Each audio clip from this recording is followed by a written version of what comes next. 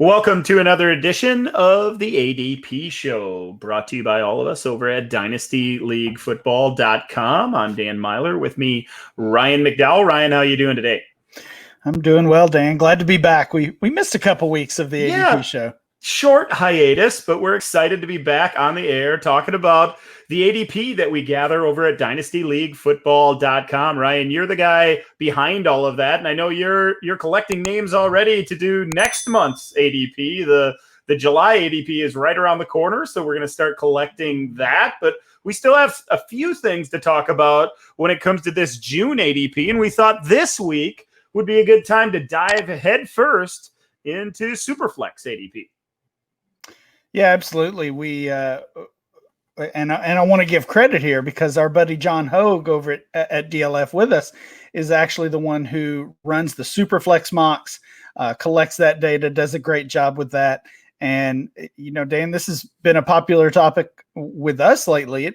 It really seems like Superflex is starting to really make up ground on the traditional one quarterback leagues. And I know we're both glad to see that because we both prefer Superflex. So absolutely, we're glad to see that become more and more popular. Really, just almost every day it seems like.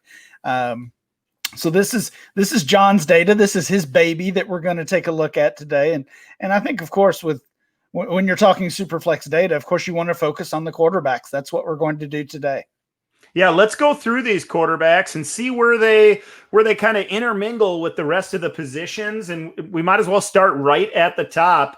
It's really a interesting philosophy type situation when you talk about what to do at the top of a Superflex startup draft, because you could grab that quarterback, that elite guy. There's a couple of them worth considering for sure.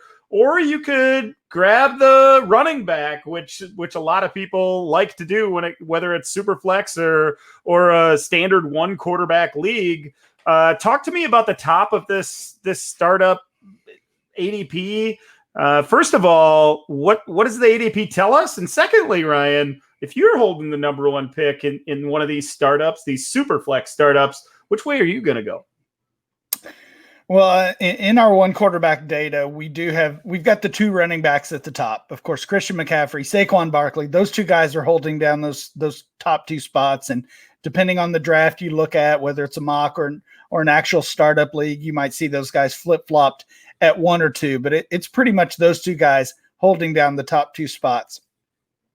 And then when you move to the Superflex format, you add the two top quarterbacks. Of course, we're talking Patrick Mahomes, Lamar Jackson. So now you have that top tier of four players. And I think in general, you're going to see those four players in various orders.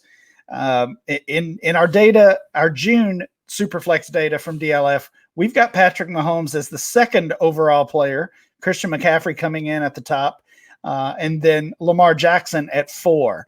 So I'm a little bit surprised to see this. It feels like we've had months and months of data where one of those quarterbacks has been the top pick in our mock draft data for Superflex leagues.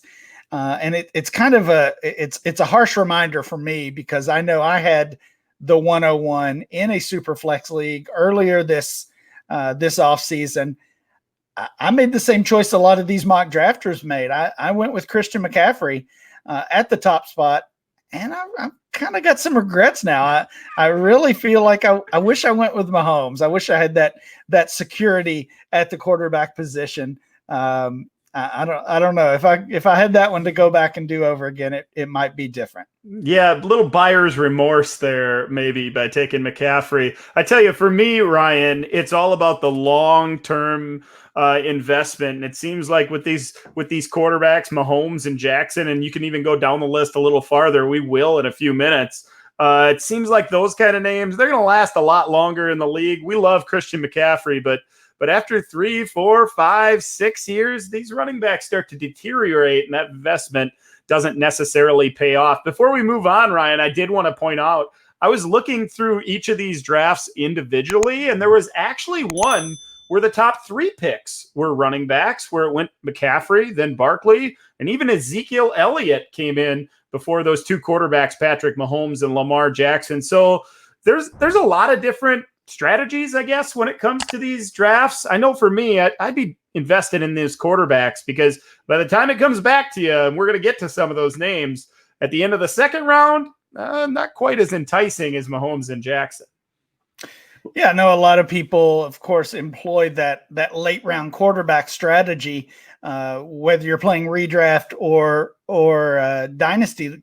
And then some try to transfer that to the Superflex format, and it usually doesn't work. Yeah, risky for sure. It does not work very well. I do think it would certainly work if you want to grab one guy and then maybe wait on your second. But to totally, essentially punt on the position or wait, I just think, like you said, it's too risky. Yeah, way too risky for me. Although I do like the idea of waiting on the second guy. Let's talk about some of those other quarterback ones, Ryan, because in round one of this startup data, there are a couple more quarterbacks going off, but we got to wait till the latter half of round one. Yeah, we've got two more quarterbacks in the first round. And these guys are kind of tied to each other this offseason. Kyler Murray is at 8 overall.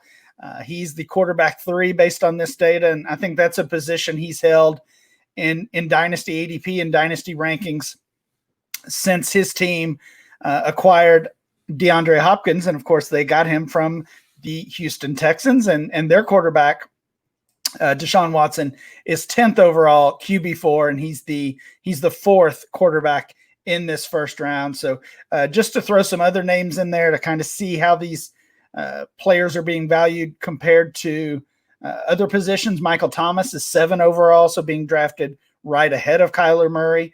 Dan, I know you and I had that decision, Kyler Murray versus Michael Thomas, in a Superflex startup draft we did earlier this spring. We went with Murray. Dalvin Cook is 9 overall, and then you've got Watson, Joe Mixon, and Tyreek Hill rounding out the first round. Yeah, so it's a mix, lots of youth when it comes to these quarterbacks with Mahomes and Jackson, Murray and Watson. Another young guy at 13 with Dak Prescott, and then maybe a little bit more into the veteran names after that. Talk to me about that next group of quarterbacks after that foursome that comes in round one.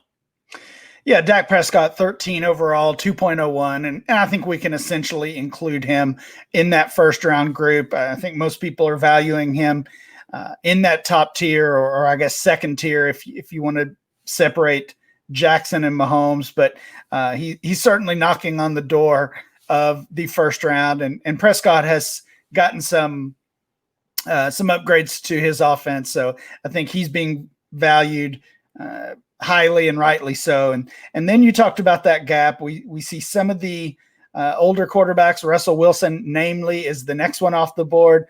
Middle of the second round, of course, 31 years old. I think some might be hesitant to invest in him, even though he has that productive track record and has really been one of the most reliable quarterbacks in the league from a fantasy standpoint and on the field as well. So maybe getting a little bit of a discount with Wilson in the middle of the second round. And then we fast forward, you talked about the late second round pick. If you avoid or ignore the quarterback position at the top of the first round, you're looking at the late in the second round, you're looking at Carson Wentz as your top option. And that's not too bad, but I do think we see a clear teardrop from Prescott and Russell Wilson to this next group headed by Wentz. Yeah, Wentz, I feel comfortable with Wentz as my guy in a Superflex league. Certainly don't feel bad about that. But again, if there's that run and those quarterbacks are flying off, it gets even deeper. Beyond Wentz, talk to me about some of the other names and maybe how they're spread out when round 3 comes around. Yeah, we really do start to see some gaps here. And I think this just comes down to uncertainty about each of these guys as your quarterback 1 or even as a fantasy starter. I mean, we're talking about Josh Allen near the top of round 3 as the next guy off the board. And he certainly produced, especially last year, but there's plenty of reasons to doubt Josh Allen as well moving forward. So it feels like this is really where we're entering that risky tier, and we'll mix in some veterans soon. Late in the third round, Baker Mayfield, again, a player with a lot of risk, and he's got that name value, but he hasn't actually produced much on the field compared to some of these other players around him. And then scooting ahead to the early part of the fourth round, the first rookie quarterback, Joe Burrow, comes off the board. But we're talking about big gaps here. Josh Allen, 26 overall, half a round to Baker Mayfield at 33 overall, half a round to Joe Burrow at 39 overall. And we're talking about 40 picks into the draft, and we've got less than 10 quarterbacks picked, which in a super flex league is a little surprising.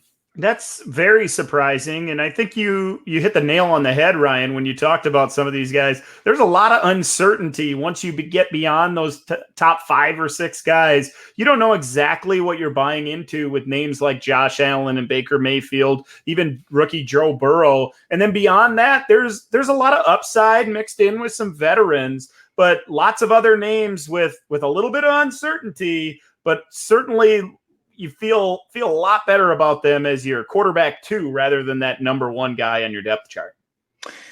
Yeah, we're looking at the top 50 players here today overall, and we've got 4 more quarterbacks near the end of that top 50, and the next 2 kind of fit in that same mold with Burrow, Mayfield, Josh Allen.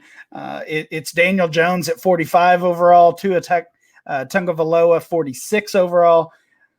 Again, some risk, some unknown, some uncertainty with those 2 players.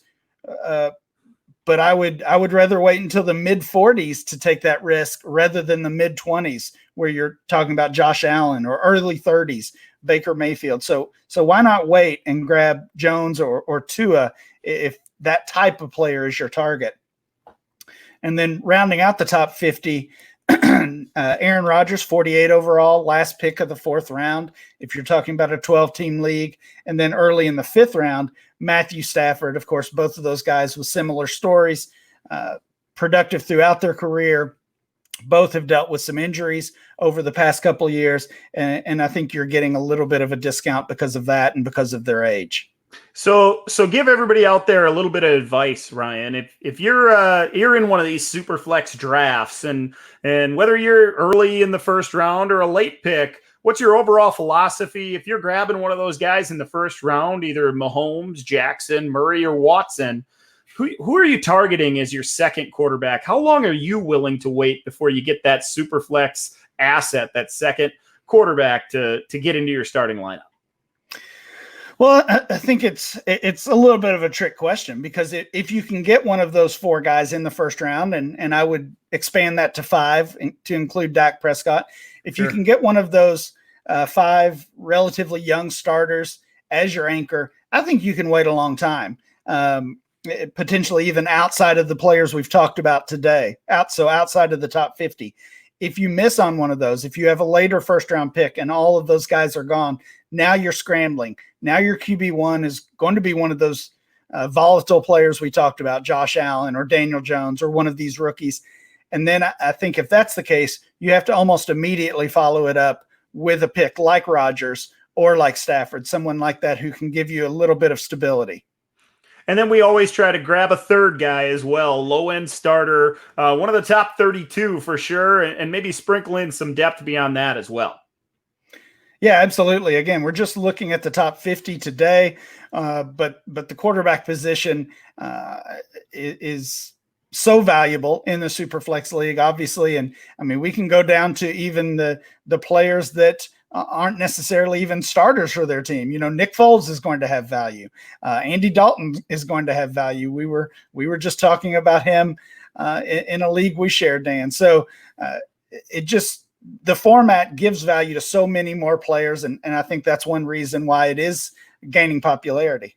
Certainly, your mind should be on the quarterback position in these Superflex and 2 quarterback leagues, no doubt. Well, that's going to do it for this episode of the ADP show from all of us over at Dynasty League Football. Thanks for watching. We appreciate you clicking like and subscribe if you like the show. We will catch you again next week. For Ryan, I'm Dan. Thanks for watching this episode of the ADP show.